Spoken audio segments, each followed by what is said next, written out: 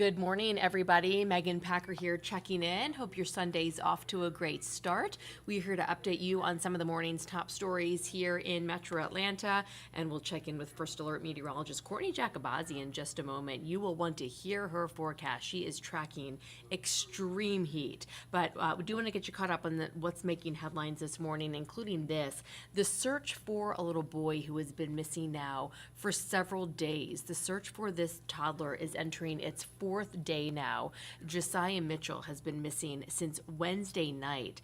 If you've been following this story, you know that his father first reported that the boy had been kidnapped in DeKalb County, but police determined that was not the case. They ended up charging that father with making false statements. Police drained a pond at the father's East Point apartment. They searched a landfill in Griffin. We were out with relatives yesterday as they were searching a DeKalb County apartment complex. But at this point, Sunday morning, 4 days later, there is still no sign of little Josiah Mitchell. So if you have any information, of course, reach out to authorities. This family has got to be getting desperate. And we're also hoping to get an update from police sometime today to see where things stand with this investigation. Our crew is out there at this pond, the body of water that was drained, and it was pretty much empty when they were out there this morning, and we've not heard any indication of them finding anything related to this little boy. So at this point right now, we can tell you that the search continues and the family is holding out hope.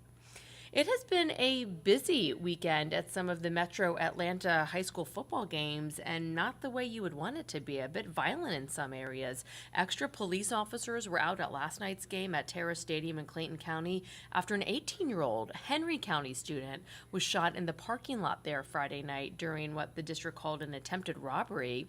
That district has changed its security policy 4 games now because of this. And in Gwinnett County, there was a stampede as many students rushed out of the stadium at Discovery High School during Friday's game. Nobody was hurt during that incident. And then there was a third incident in Cobb County. 17-year-old person was found shot not far from North Cobb High School. That was Friday night as well. So that is another incident involving teenagers that police are investigating. All right, there is a never-before-seen hornet that's never been spotted in the U.S., but it has been spotted now in Georgia. The Georgia Department of Agriculture says a beekeeper in Savannah saw this. It's called a yellow-legged hornet. That beekeeper spotted 2 of them, in fact. They reported it to authorities immediately, which officials want you to do if you see it as well, because it can be detrimental to our farms in this state. It feeds on honeybees and other native pollinators, so it could cause some issues. State officials say there is a plan in place to eradicate the yellow-legged hornet if more are spotted. Officials say it poses no serious threat to humans. So again, right now is the threat to pollinators, our farms. So just keep an eye out for that. One other thing to worry about during this hot weather. And we also want to let you know that if you go out to any UGA football games, you will notice some changes at Sanford Stadium. It'll look a little different for Dogs fans this year. UGA just finished its first phase of a multi-million-dollar upgrade. Atlanta News First had a chance to go inside the stadium to see the changes just in time for the start of the season. We're talking about more seating for disabled fans, larger bathrooms, and even a sensory room in case some fans need a quiet space during games there. UGA hopes to finish phase 2 before the next season. Let's take you outside right now and look at the skyline in Midtown. It's kind of has that hazy, hot look, doesn't it? Which we would expect on an August morning in North Georgia. But we'll bring in First Alert meteorologist Courtney Jacobazzi now. And Courtney, you are just tracking some unbelievably hot temperatures. Right. Yeah, hottest of the year on the way this week. So just prepare for it as you're thinking about the week ahead. I know it's still Sunday. You might not want to think about your work week just yet, but it's around the corner and it's going to be a hot one. So especially if you have family who works outside, all the coaches, all the student athletes, definitely going to need to add a little extra something to your routine to keep you hydrated and healthy this week, because it is going to be dangerously hot. So we'll talk about all of that in the coming minutes. We're going to talk about when we could potentially see some rain. And of course, we're going to talk about just how long we are going to stay scorching hot. So first, of course, outside, lots of sunshine. Does look a little hazy. Our air quality when it gets this hot and when we're in this kind of pattern isn't always the best, but no air quality alerts right now. Lots going on across North Georgia. We have the Piedmont Park Arts Festival that kicked off at 10 a.m., so just a few minutes ago. We have the Braves that are playing at Truist at 1:35, and it's going to be hot. So no matter what you're doing throughout the afternoon, expect temperatures to be in the upper 80s by noon, and then we'll be in the low 90s through the early afternoon today. It will feel warmer than that, though, so expect the heat index to really climb today. We've been really lucky with the lower humidity in the mornings, making it feel really comfortable in the afternoons, giving us more of a dry heat. That's going to be a thing of the past, unfortunately, today, and even more so as we head into the week. So high temperatures again today, low 90s, upper 80s to low 90s. The mountains, I think you'll top out more so in the mid 80s today, but still hot.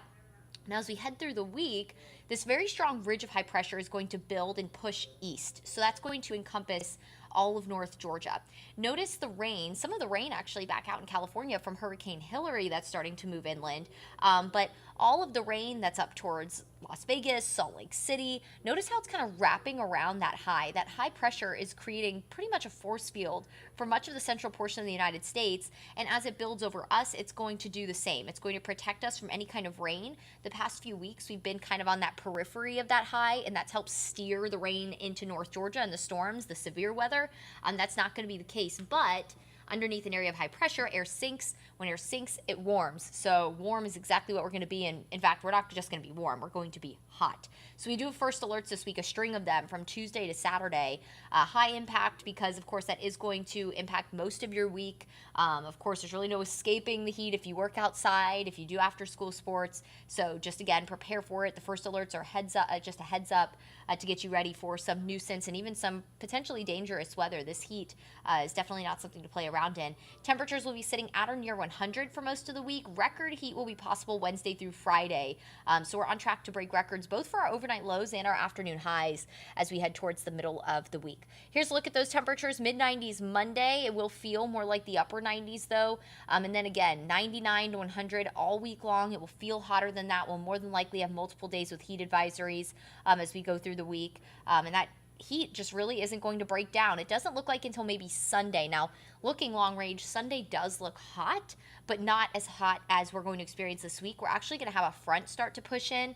That could offer us some rain Saturday night and then maybe into Sunday.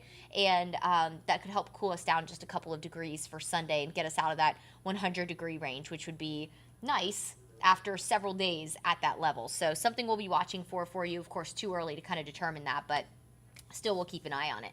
Just wanted to do some housekeeping in the tropics. Tropical Depression 6 formed last night. Not going to turn into anything major. In fact, it's going to basically just fizzle apart and continue on to the east and continue to weaken. Through the overnight hours, it'll go back to pretty much a remnant low and fizzle apart as we go through the day tomorrow because it's dealing with a lot of wind shear, a lot of dry air in the mid-levels of the atmosphere. Both those things put together do not do well for tropical systems. So this storm, not necessarily going to turn into anything. In fact, it's just going to continue to weaken. But one of the disturbances we were tracking yesterday ended up getting the organization enough to become a tropical depression. But notice to the southwest of it, so to kind of the left of it, and to the northeast, to the right of it, there are a couple more waves that we're keeping an eye on.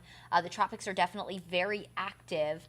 We have several waves with a medium to high chance of development coming off the African coast, swirling in the mid-Atlantic, moving over the Lesser Antilles, and then this low that's starting to develop south of the peninsula of Florida, so kind of near the Florida Keys, and that's expected to bring some rain to parts of Texas and the Gulf Coast as we head into really the start of the week. They could use some rain, though. They really, really could. Anywhere in Texas could use some rain and a cool down. So the tropics definitely waking up. That's normal for this time of year. August is usually when you see the greatest uptick uptick in tropical activity. Right now, none have any kind of threat to us here in North Georgia. The Atlantic coast looks fine. Again, that one little disturbance, that invest essentially that's supposed to go towards Texas, could impact if you, for some reason, have any plans to travel to the panhandle of Florida. You're traveling to places like New Orleans. You could get rain just because of that, some tropical moisture, so heavier downpours. But overall, that doesn't look to impact us here in North Georgia. Today, hot, humid, low 90s, mid 90s Monday, and then we are heading into the upper 90s to triple digits Tuesday through Saturday with that potential chance for rain Saturday night. Looking ahead, some models are hinting we could maybe get a few storms on Friday when that ridge finally starts to break down, but still going to be hot. It's a little too far out to tell. Either way, we are still just kind of socked into this really hot pattern through the week. So AC is going to be running. You're going to need plenty of water, lots of Gatorade, plenty of things just to kind of keep you cool, hydrated, and healthy as we go through this week. We will continue to keep you updated on this hot forecast. Of course, once we start to get relief, hopefully it'll be on the 7-day soon. And we'll, of course, let you know about it. In the meantime, enjoy your Sunday. Enjoy the low 90s today because I think we'll be missing that a little bit as we head into the work week ahead. Make it a wonderful Sunday, and we'll catch you guys here next time.